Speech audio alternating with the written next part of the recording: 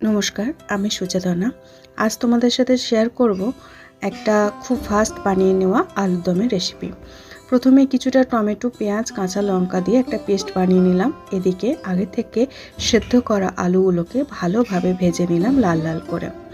এখানে কিছুটা পরিমাণ আলু প্রথমে ভেজে তুলে রেখেছিলাম, তারপর বাকি আলুটা ভেজে নিলাম। এরপর কড়াইতে বাকি যে তেলটা ছিল তার মধ্যে কিছুটা নুন দিয়ে কিছুটা পরিমাণ কড়াইশুঁটিও ভালোভাবে ভেজে নিলাম।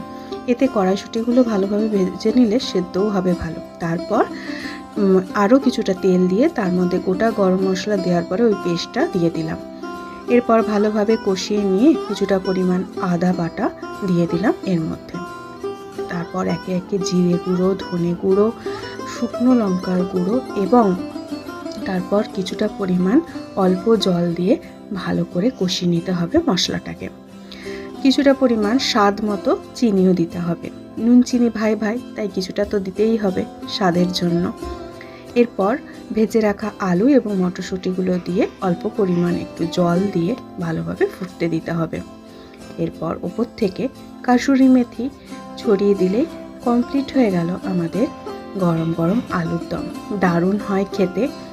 রুটি, পরোটা, লুচি, কড়াইশুঁটির কচুরি কিংবা তোমরা যদি কেউ চাও তো আলুর দম দিয়ে মুড়ির সাথেও দারুণ লাগে। খেয়ে দেখো।